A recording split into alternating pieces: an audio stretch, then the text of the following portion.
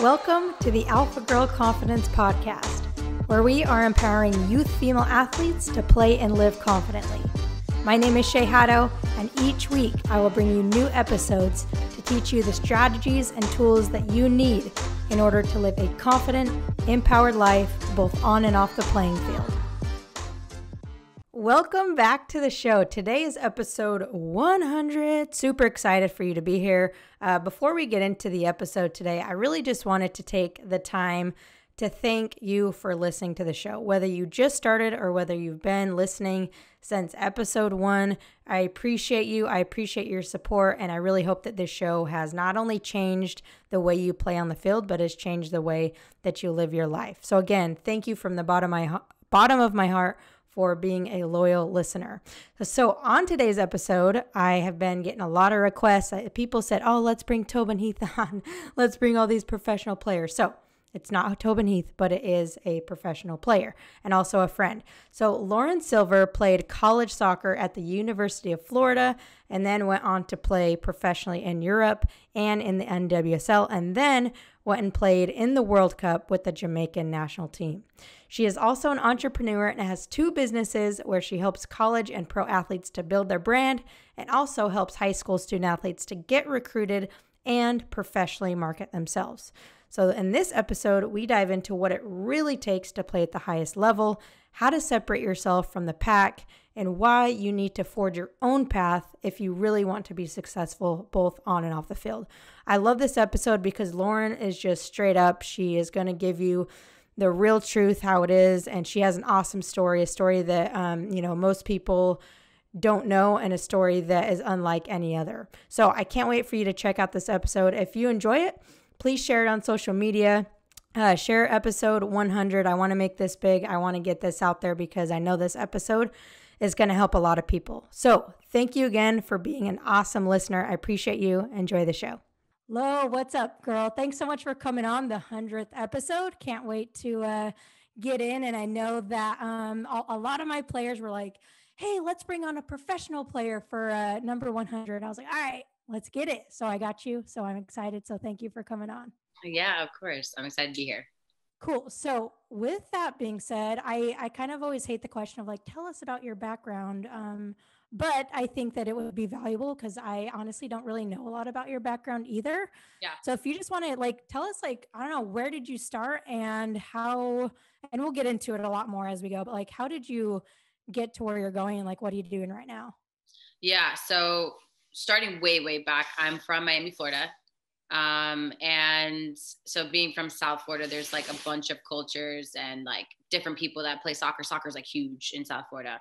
And I was raised in like what's called Coral Springs, which is like, I would say 45 minutes out from Miami. And, it's a really nice area, like primarily I would say Caucasian, atmosphere, which is a whole nother conversation, but I also think it's important to know. And, through my youth, both my parents are athletic. They're both runners. My oldest sister, she actually started playing soccer, which is how I got into playing. And then my younger sister also played too, but they kind of ventured off into their own thing. And then I stayed like focused on soccer. So my oldest sister is actually an MMA fighter, and my youngest sister is an artist. So wow. Yeah, so we're kind of like all over the place. But she actually, my older sister Brittany, got me involved in playing soccer, and then obviously I played my whole youth experience. But then I went and committed to University of Florida, which is where I went and played college. And then I actually left school early, which was interesting. So I didn't go the 4 years and then like go play pro. My experience was a little bit different because I actually never thought that I was going to go play college soccer. I didn't think I'd ever have the opportunity to. So then when I went to Florida, it was like a huge like win for me personally, because first of all, I didn't even think I was going to play in college. And then to go to a school like Florida was like insane. So can I interrupt that story to ask you why didn't you think you were going to play in college? Yeah. So I didn't think like when you plan this perfect life, you plan, where you are as a kid, like you're not the best on the team, and I had these big pivots. Like I was the kind of player that went from, I was really, really good when I was really young. Like U5, like rec soccer to playing club. I was really good. And then I like about like 12, 13, I was like really, really bad. Okay. Like really, really bad. Like, I mean, and when I say really bad, like I had one of my coaches, my club coaches, sit down and have a conversation with my parents at a Starbucks and told them that I should stop playing soccer. Wow. Okay. Yeah. So like it was like that. And I mean, I wasn't like that bad, like it's like I wasn't terrible, but I just compared to like my age group, I wasn't there. And then I went back up where when that happened, I had a decision to make. I could have like just stopped right there and been like, you know what, someone doesn't believe in me. This is, and this is that perfect story where it's like people tell you don't do something, like you got to just keep going. Like seriously, that's what happened. And then after that, I went ahead and started like I just was like kind of like, forget that. I'm going to keep going. I went ahead and kept training, kept playing, and I like got better. And I actually played at the time, like you could do this, but I was playing up like U18. I was like 15 playing like 3 ages up. And an FSU coach at the time, his name was Eric Bell. He was the assistant. He was at one of the games to watch Kelsey Weiss, who was my goalkeeper at the time. And she was committed there. So he was like there watching, and then like had seen me, and then we had kind of gotten into some conversation, and that's kind of when I was on my way up again. And I was like, cool, like now I'm getting really great opportunity from coaches. I didn't end up going to FSU. I actually stumbled across Becky at a region 3, like or not a region 3, but like for ODP region 3, like all that kind of stuff. And then she was at a game, and I just reached out to her kind of just like on a whim, like, yo, I saw you at my game. I don't know if you saw me, but like I would love to go to your school. I think like your organization is great, but I also think like the education is great. Like the soccer program is great.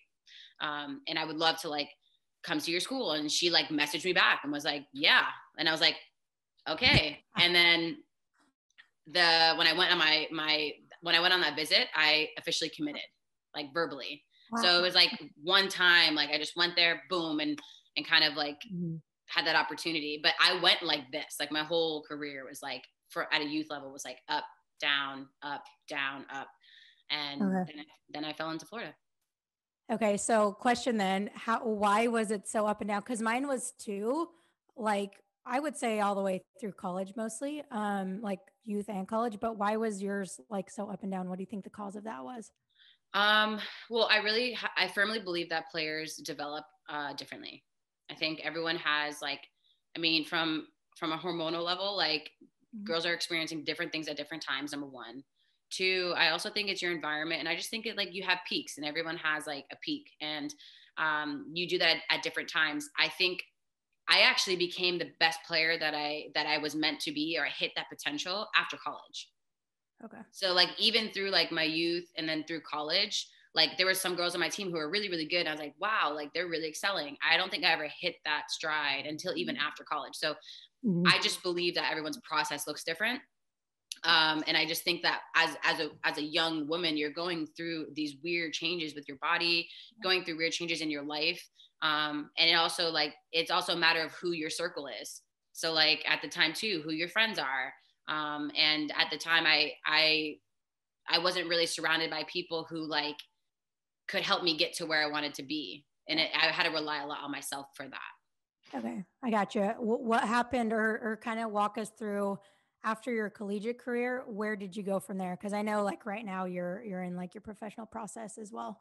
But walk us through that a little bit. Yeah. So after Florida, I actually didn't even finish school. I went and got invited to the Houston Dash, which is funny because I just was there. I was invited into their preseason. So I went prematurely, didn't finish school yet, went there, spent several months with them. I didn't actually end up getting signed, but so like at that point I was like, I could either just keep playing here, or I can go back and finish school because I hadn't yet finished. So I went back, finished school, and then I got a guaranteed contract to my first professional team in Sweden.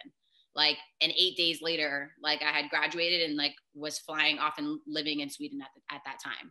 So like I went and played overseas, and that's kind of when that flourished. I went from there to like France and Scotland, and I was at Kansas City for a minute. Norway and then the World Cup. And then now I was at Houston this past season, and then moving forward, I have no idea where I'm going, but that's kind of like that trip that I took professionally. That's kind of, how long were you in Europe for? For a while. I was there for 2 years for Sweden, 6 months in Scotland, 6 months in France. Then I was in Norway. I was there for like several years. Okay. So obviously you've played overseas for a while. You've played in NWSL, and then you've also played on the international stage with Jamaica, right? Mm-hmm. So out of all of those experiences, which one, I guess, let's see, how do I ask this question? Yeah, it's hard. I mean, I guess a simple question is, which one was your favorite, or which one do you feel like helped you to develop into the best player? I think the environment that helped me to become the best player that I was or am at the time was it was actually playing at UF. Mm. And Why's that? and the reason why that is because you have to think about it. The college game and the professional game, they're two different games. The professional game is more business orientated. It's based off of 1 year contract, 2 year contracts. Specific players stay at teams for a longer period of time, but others often move around, or like your professional career, especially for women, doesn't last necessarily like as long as it can. When you go to college, it's a more sure organization. It's a more sure structure. Like it's been around, I think, longer, definitely longer. And it's just more developed, and like there's still work that always needs to be done. But the college game, when you meet a coach, like, and you go to a school, like you're married for the next 4 years. They have you there for 4 years. It's not a one-off deal. It's not any of those things. Like you really have to go to a school where like, the coach, the girls, the culture. You take all those things into consideration. For me, also the climate, that was really important, making sure I was playing in a really like warm area. Right. Yeah, because if you put me in the cold, man, forget about that. But that was actually the best place I was able to develop as a player and as a person, because I had a coach who really cared about me. And then I had a 4-year relationship with someone who was prepared to develop me into the best player I could be. Yeah, I mean, that makes sense. Like obviously the collegiate experience is going to be more about development over 4 years, right? And pro, it's more like, can you help us? If not, like, essentially like peace, right? Like Right. that's how it is. Like you said, it's like a business, right?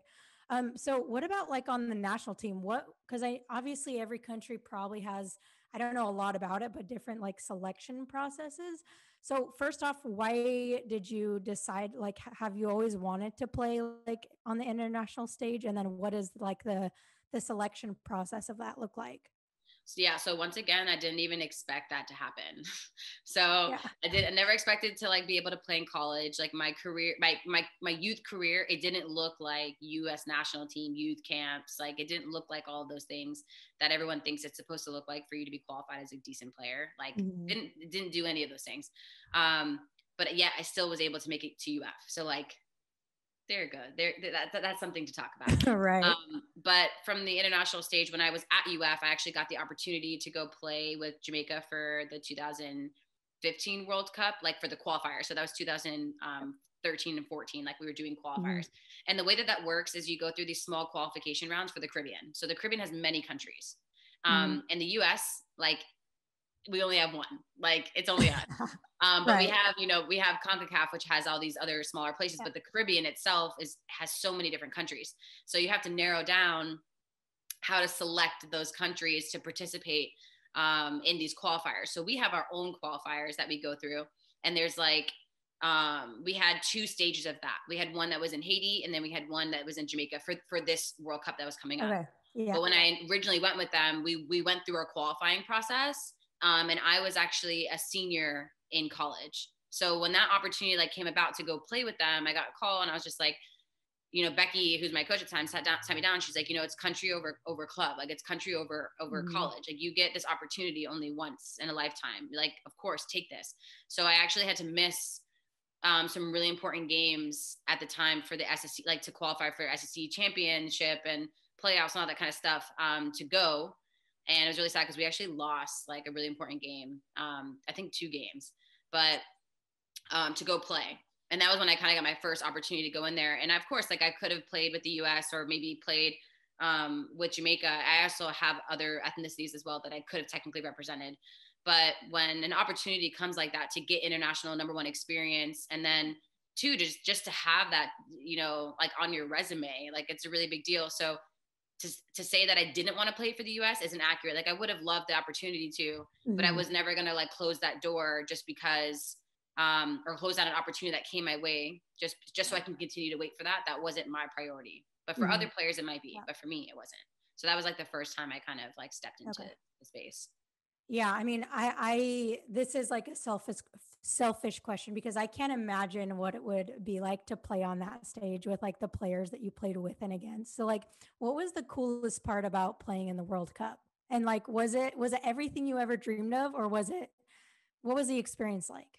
Yeah. So I'm gonna like keep reiterating this because I never thought I was gonna play in a World Cup. Like I don't think people understand that, because I think that people have this idea that like it's something that you have to dream of for forever. And like I've dreamt of this my whole entire life. Like for someone like myself, number one, that wasn't even a possibility in my head. Mm-hmm.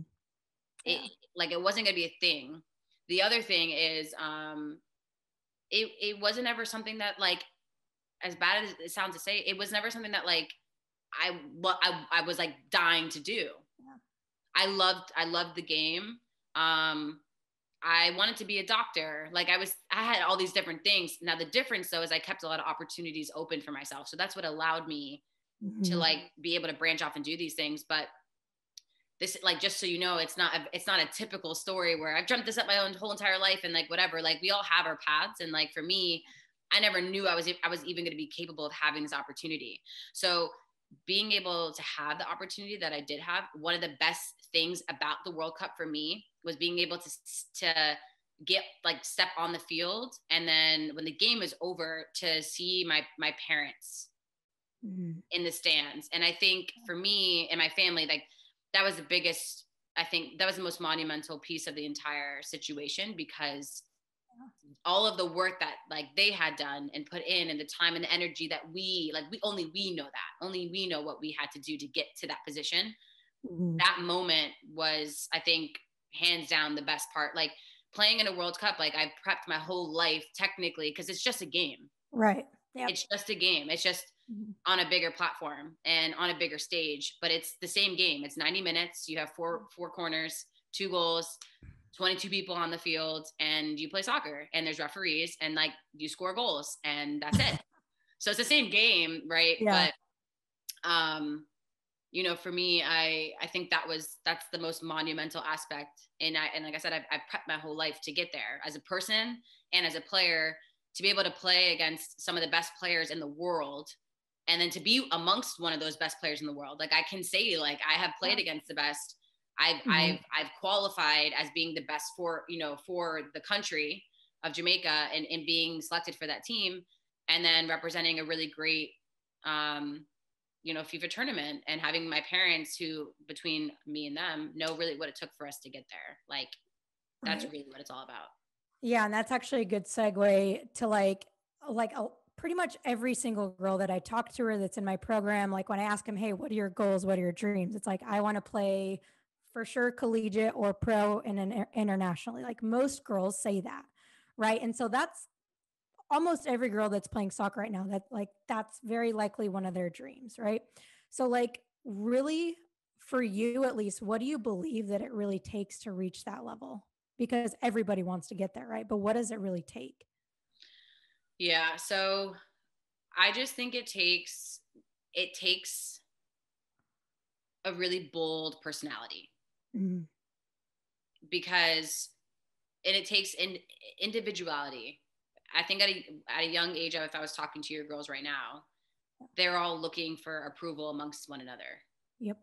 Or they're looking to compare to one another. Like, oh, this person has started their recruiting process. Oh, this person hasn't. Or like, you're posting on social media and you're not. Or, you've talked to college coaches, you haven't. Or you're playing on that ECNL team, or you're not. Like, or you're playing for it's like, you have to actually learn how to be really bold with where you are, meaning like feeling confident about the fact that it's okay that you haven't started your process yet, or you're a little bit behind, or you have started your process, but you haven't gotten any reciprocation from coaches. So it's just having like the boldness or the strength to be okay with that for you. And then the just being the understanding that this is an individual experience and the process is going to look different for every single person. Yep. And that for me is, that's huge. Do you have the ability to play in college? Yes. Do you have the ability to play internationally? Yes. Should that be your focus and goal? Yeah. Like have that, but you have to feel like confident to have that. Some people I think are scared to even say that they want to do that because they don't think it's possible. And I think that's where like I used to sit too. Like I would be nervous to even think I'd have those opportunities because I didn't think I was as good as everyone else. But what people don't understand is everybody's like process is very individual to them. It's very specific to them. So it's like, if those are your goals, if your goal is to play college or play internationally, I don't care who you are. I 1000% think it's possible. Just stay in your own lane when it comes to comparing your process to anyone else. Oh, I think that's awesome advice. And that's why I wanted to have you on here, because you're not going to give these cookie cutter answers that everyone's going to expect, right? Right. Like, it's not like, oh, you got to train this many hours to like make it, right? Because everyone can do that. And the thing is with what I see with girls, and one of their biggest issues is they always need external validation, right? They're always comparing themselves. They're always saying, well, my teammates are getting recruited and I'm not. What am I doing wrong?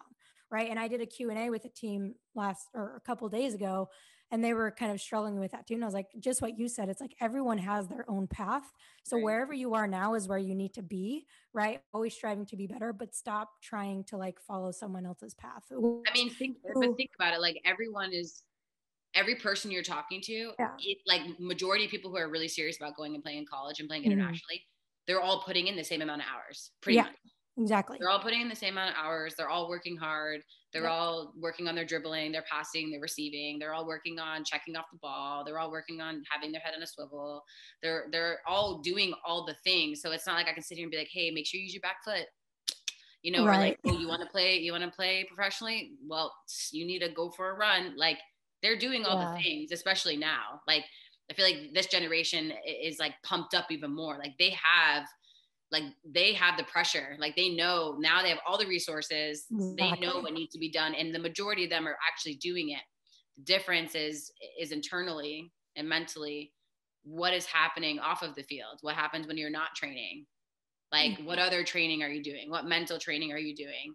What personal training are you doing so that you can be prepared for opportunities that do come your way? Because that's the difference. I didn't necessarily like want those things. Like I wasn't like, I want to play in a World Cup. I want to be the best player. I want to go to University of Florida. I just always like kept my doors open, and I took the risk. I was very bold and emailing Becky. Like I emailed a coach. You know how many coaches I emailed that didn't answer me back? Mm-hmm.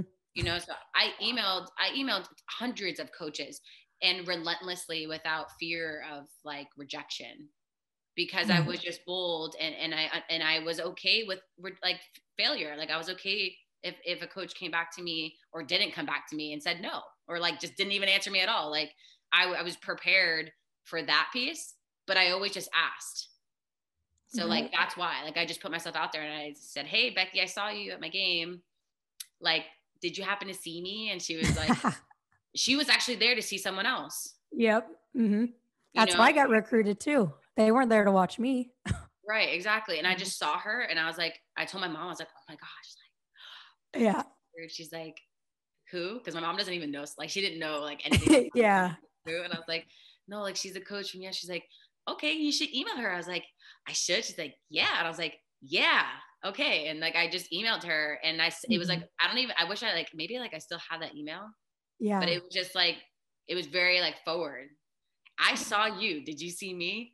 She's like, Yeah. "Yeah, I did." And That's so awesome. And I feel like so many kids are scared to put themselves out there or email a coach because they don't know what to say. So that like indecision is what holds them back from taking the chance, right? But what you're saying is at least what I'm getting is, even if you don't know what to say, just be yourself and just do it anyways. Because yeah, you might get rejected, right? Like you've probably got rejected tons of times, right? But you never know when that one door is going to open, even when like you probably didn't expect her to email you back, right? But No, you did it no. anyways, Yeah. right? So And it wasn't even like nowadays, like like now we all know how to send like the proper emails and there's like templates yeah, for that and right. stuff. Like my email was like, hey, I saw you. Did you see me? Hey, it worked right now. Everyone's going to be like, okay, I'm going to do that. Right. But honestly, like even nowadays, like my recommendation is doing those kinds of things, sliding in coaches' DMs. Like you can do that. Totally. You Right. know, like that is like now if coaches get emails, they're like next. Like sliding Yeah. people's DMs is like it's truly like it's people just want open communication. It's there's I feel Mhm. like I feel like things have like been more casual. Like just Chilled out for yeah, like sure. kind of It's chill. Like not so before formal anymore. no, it was like template Yeah. email, like with Yeah. attachment of like your player resume and like your photo and all that kind of stuff. And you could still do those things too, Yeah. but you know, there's more means to accessing coaches.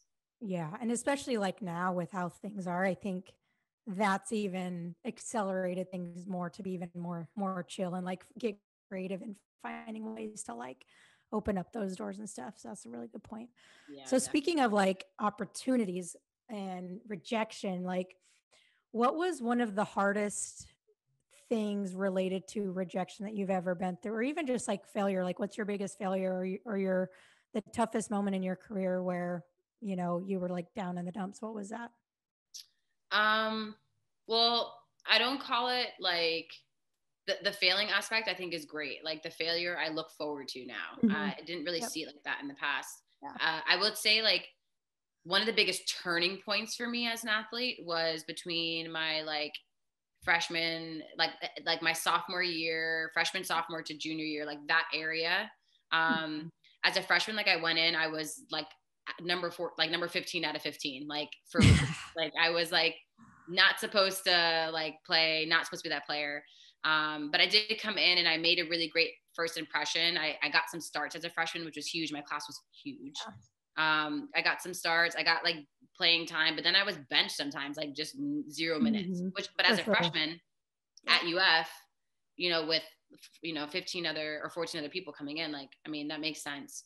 Um, but then like my sophomore year, I went through a struggle because I was like really, really grinding hard, trying to play, trying to get opportunity, and I was just like seeing a little bit of opportunity, but then like seeing 0 minutes, and I Yep. was like that person who would sit on the bench and be pouty and be like mad about it, yeah, and like angry about it. And I think a big switch up for me mentally was like between like that sophomore year, like the end of that sophomore year, really coming in and being like, okay, like Yep. this is my fate, this is what I'm doing, these are the things I have to do in order to like see the field, and it's not even still promised. I could work literally as hard as I want to, and I still may not get the opportunity that I really want, and I can't control that, and I can't like sit here and continue to like be upset about it. But what I can do is Mhm. work on all these things that I know that the coaches give me excuses as to why I'm not playing.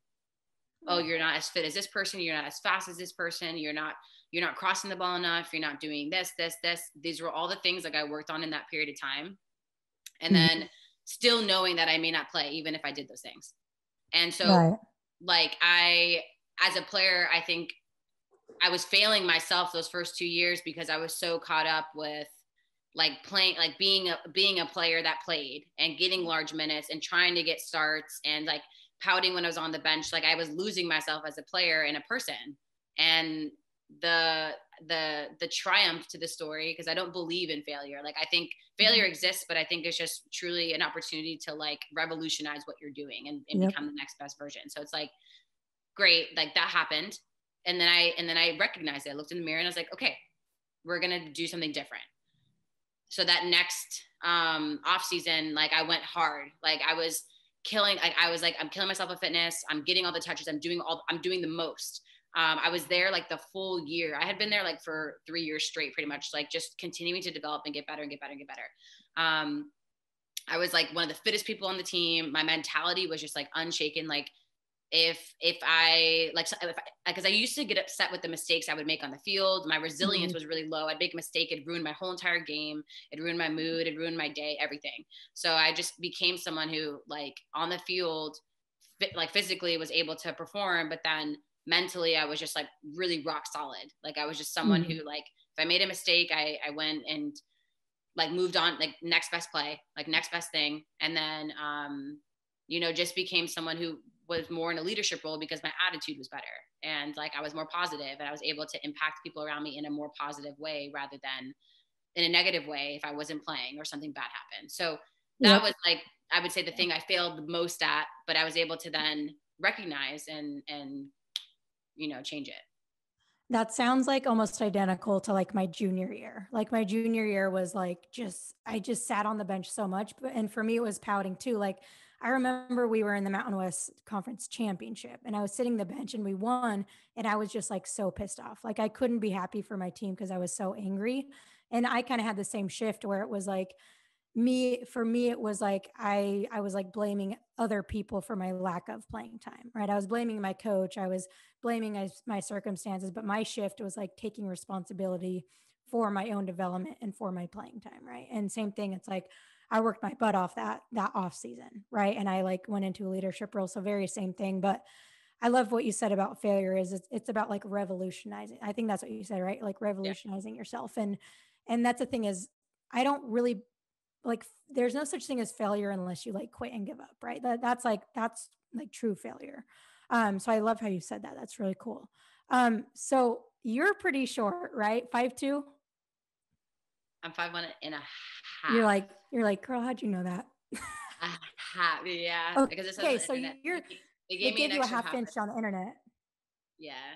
Okay, so I get a lot of players, and they're like, a lot of players come to me and they're short, even maybe a little bit taller than you, and they're like, I'm getting pushed off the ball. I'm not confident because I'm short, and I just can't hang. Like I'm getting picked on, whatever. So has your height ever like affected your play, even when you were young or at all in your career? No, never. Like Uh-huh. I've always been the shortest person on my Yeah, team. yeah, Even at Florida, even now, every team I've been on, I'm pretty right. sure I've been one of the shortest people, unless there was Yeah. someone who was younger than me. Like on Mhm. Jamaica, I think Jody Brown, who, by the way, is 16, might be shorter than me, but like I don't even think by much. Yeah. Um, but no, as a young kid, like I was like tenacious on the ball. I was the Yeah. shortest person there.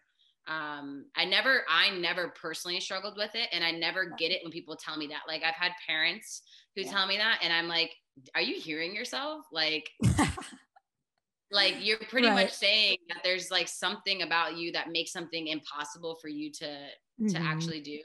Like, I mean, look at Carson Pickett. She has one arm. Yeah. Like that that doesn't even, like, everyone has their thing.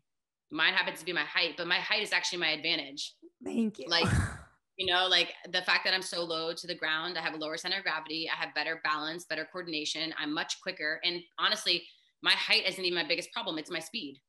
Mhm. Like, you Gotcha. know what I'm saying? Like, then there's Yeah. really short people who are really, really fast. Like, but neither of those things get in the way of me doing what I do best. And that's because I strengthen my strengths and I hide my weaknesses. And I hate when people say like, you have to, work on your weaknesses. Like, yeah, like work on your weaknesses, but like Mhm.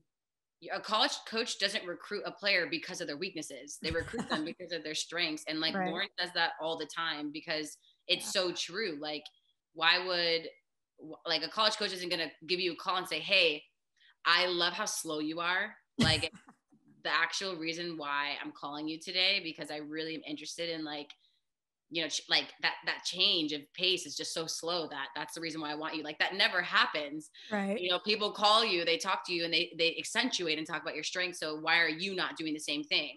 So I really believe in strengthening your strengths, like working on them all the time. If you're a player who is super technical, super smart, great at positioning, a great leader, great awareness, very good at like, very gritty, blue collared. I'm explaining myself, obviously, because I think Exactly. I was gonna that say great. because you play big, right? Right, exactly. Like, Yeah. if I know all those things about myself, I'm focused on only on those things, like, alone. So if I'm playing against Tobin Heath, if I'm playing against Alice Morgan, if I'm playing against Kalia, like, I'm not going to stand next to them when they receive the ball. I'm going to give them 5 yards of space because I know that they're really fast. Yeah. But because I'm a player who understands positioning and I understand, like my awareness of working with other teammates to help me defend. I understand that I'm gritty and I'm scrappy. I understand that I'm very quick. I'm not fast, but I'm very quick. I'm very like good at beating people to their first step. If I know those things about me, I just focus on my strengths. I focus on what I'm good at, and I put players in positions to highlight my strengths. Now, if I stand next to Tobin Heath and she receives the ball, my weakness is that I am shorter than her and I am slower than her, and she'll blow past me. So as a short player and as a not so fast player, I get coaches a lot of the times who that is their objection. They're like, oh, well, you're short or you're slow. Yeah. But then I can come back and say, but yeah, I understand positioning. I'm exactly in this position. Watch me play. Exactly. And I can manage and mark certain players. So I use those. I play big. I don't even know what, like, yeah, I'm 5'1.5". Like, next question. I love that, because when people ask me that, because I'm pretty average height, so I always just refer them, because I had a teammate in college who was the same height as you, and I would just like, she played this pretty similar way to you as well. And like, we're not playing basketball, even if we were playing basketball, like Muggsy Bogues like didn't let that stop him. Spud Webb didn't let that stop him. Like I think people focus on their weaknesses too much, right? And same thing for me, like playing against Kayleo and she was on my club team. Like, am I going to beat her in a foot race? No, never. Right. But it's like, if I learn how to take the right angle or just not let her get the ball in the first place, then I'll beat her. Right. So it's about using your strengths, and this, like you said, college coaches aren't looking on your weaknesses. They're looking at your strengths. Right. And if you have one strength, you're good. Hide the weaknesses. Like, yeah.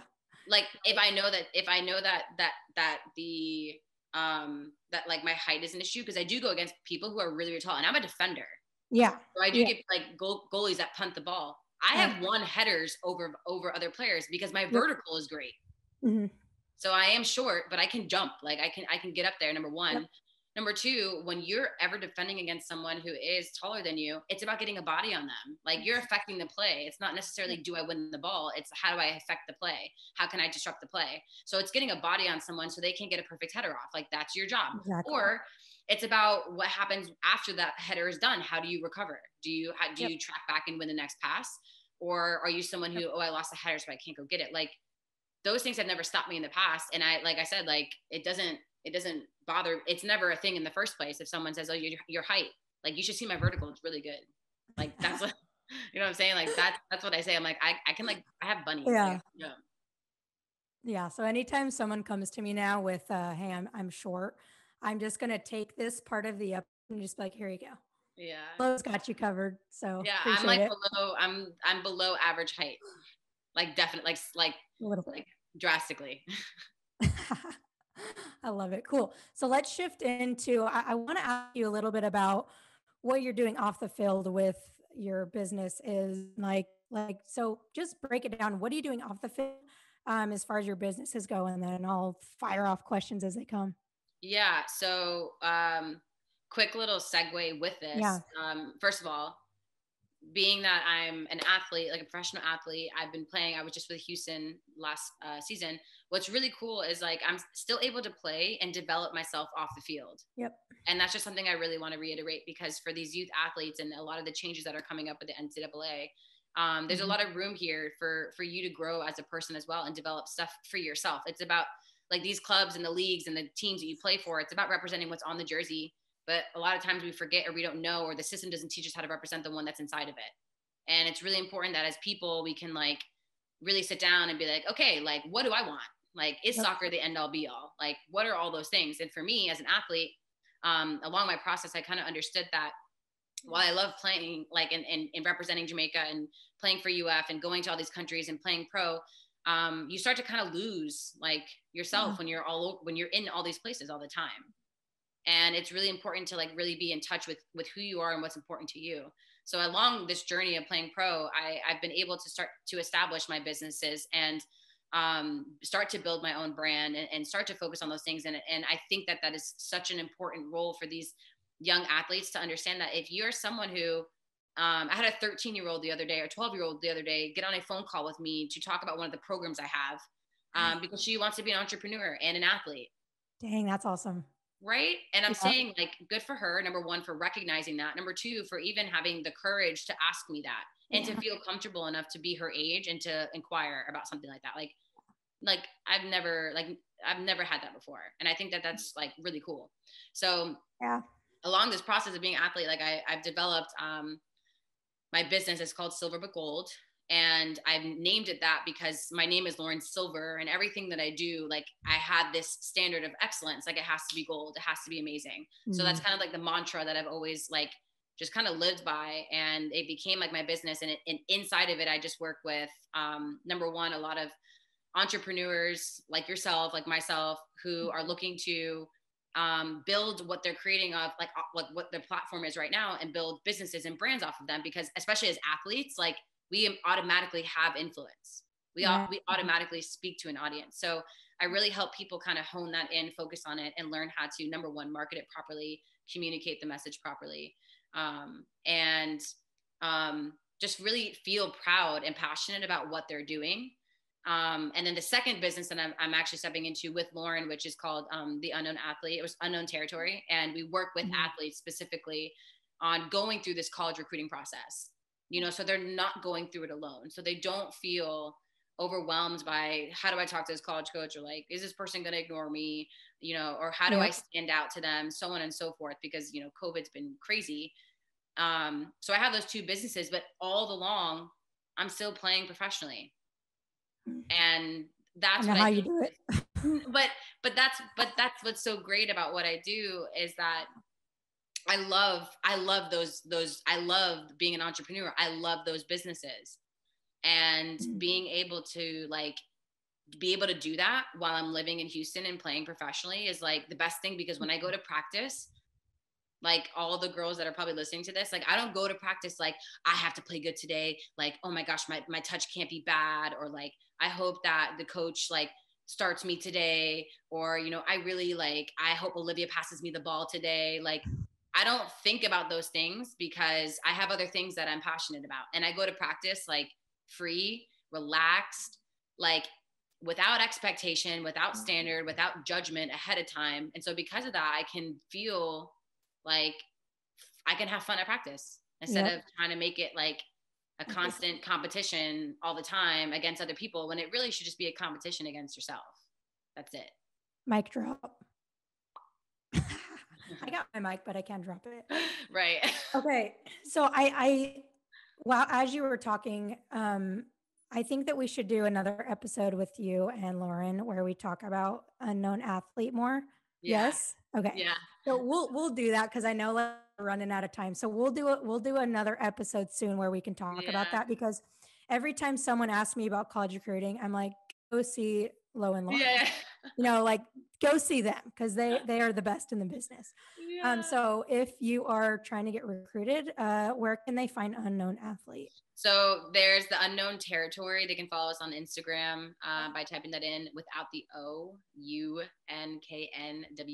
Territory. You can obviously reach out to me at lowsilver_. I get a lot of DMs, so just like if I don't answer you, just like hit me sometimes. She's popular, guys. It just happens sometimes. But it's just so good, and I just want, what's so great about I think everything that we're doing on that side is just the fact that, and with that and with my other businesses, that we really care about like personal development. That's the biggest thing. I think right now it's a really scary time in America. I think it's a very hard time to be a young child. It's very difficult in a soccer sense, in a personal sense. So it's just nice to have like a support system. It's good to have people like yourself, Shay, who extend yourself in that way for people to feel like comfortable and like be able to have a support system and be able to reach out to us. So it's just really important that I say that. So for athletes, let's say college athletes, because with like your program Authority, right? Is that primarily who you're working with? So it's actually interesting. I mainly work with like right now professional athletes, retired athletes. I am currently working with a college student athlete, which I'm so excited about. Like she's actually she's 19 years old. She's the youngest person that I've worked with. Because this program is really like for people who are really adamant about building that brand, like, cause the Mm. business, and I talk about this a lot, the business is something that's transactional. You can Yep. have different services and products and all that kind of stuff, right? You can have clothes, you can make shoes, you can do whatever. And those things can change over time, but a brand is like forever. A brand is Yeah. who you are. It speaks to what you do. It speaks to what you represent. And a lot of times, like, people move through the world and don't really understand what that is. They don't understand what it looks like. They can't visualize or conceptualize or tangibly see what that is. So I mainly work with people on that aspect. So honestly, it's a lot of inner work. Like, it's like digging deeper into like who you Mm. are, what you're doing, why you're doing it. But I am looking to step into, especially with like a lot of the NIL like rules and stuff changing, Yeah. more so step into, high school athletes who are looking to go to college, who are looking to start to build brands, what that means to have a brand, who are looking for representation and who are looking for endorsements and all those kinds of things. Like, how do you handle situations like that? How do you know to figure out, what to do and what not to do? So authority is like kind of molding and bending into a bunch of different things. Okay, cool. So if there's like a college athlete or a high school athlete who's listening and wants to learn more about what they can do and get involved with you, where should they go to like learn more about that and Yeah, connect so with you you? can hit me up again at low silver underscore. And we're trying to merge that between like what I'm doing and with unknown territory. Like, we're looking Okay. to bring that space because it's something that is going to change the game for college soccer and for high school students in general, to be able to go to a school and have opportunity to start a brand or just start working with, you know, Nike or Adidas at an age like that, or find other endorsements and other things like that. Like, I know that as a student athlete, I would have never been able to go. I don't want to say never been able to go to college, because I feel like Hmm. between my mom and I, like, we would find a way to make it work, but financially it was very difficult. Like, Yeah. it would have been really difficult. So um, the fact that I did really well in school and I did get a scholarship, like, it helped me go there. But now it's like there's a lot of rules that are changing that are going to help athletes be able to create greater opportunity, as long as they can understand what those rules are and how to figure out what they can do to make sure that they can go to the school that they want to, Yeah. with the financial backing that they hopefully can find. Awesome. Very cool. All right. So I want to be respectful of your time. So I got one last question for you and then we'll wrap it up. So if there's an athlete listening right now and they are kind of at a low point in their career trying to figure out what path to take in life, whether it's athletics or not, what's like one piece of advice you would give them? Whoa, that's so deep. I know. I was thinking about a really deep question, so that's okay. I Yeah, wanted to like, I put you on the mean, spot. yeah, because it's just like, it depends. Like, Yeah. if someone's just like struggling, a piece of advice I would tell someone is just like, there's so many things I would say. All right, I'm gonna give you three things. I'm gonna change the Three question. things. Okay, cool. Three things. Number one, at a really young age, if you're struggling, find someone to talk to. Yeah. Like, whether it be a teacher, a parent, a friend, a therapist, someone that you can just talk to that you feel comfortable with. Go find that person. Um, and so this question can be one of those like really like lame answered questions where I'm just like, go find someone to talk to, and you're just like, okay, like, thanks for the advice. No, that's a good one. Yeah. Seriously, like, go find a friend, Mhm. go find a teacher, go find someone and sit them down and say, like, I feel uncomfortable. I don't even know like how to handle this or like what to say, or I feel Right. I've never done this. Like, do all that and just be like, Mhm. I just need to be here. Yep. Go find that person. Um, the second thing that you can do is to start finding that specific outlet. For you guys, it's going to be mainly soccer. You're gonna be like, oh, like, when I go to soccer, I feel the most free, blah, blah, blah, blah, blah. What happens though at soccer is that you're starting to be around other people who then you start comparing yourself to, or maybe you're not even having a good practice. These are all things that you can't ultimately control. Mhm. So like, you still might end up finding soccer, but what if you have a bad practice, or what if your friends aren't being nice to you that day, or your coach sits you on the bench? You're still going to feel bad. So when I say go find another thing, it can't be the thing you're already doing. It needs to Mhm. be something Yeah. that is yours and yours alone. So go journal, go meditate, go do yoga, go read, like, go for a walk, get a dog, or I don't know if your parents will allow that, but like, find something that makes you feel like that it's just yours. It's just Yeah. you. It's not soccer. It's not school. It's not friends, gymnastics, any of that stuff, just you. Mhm.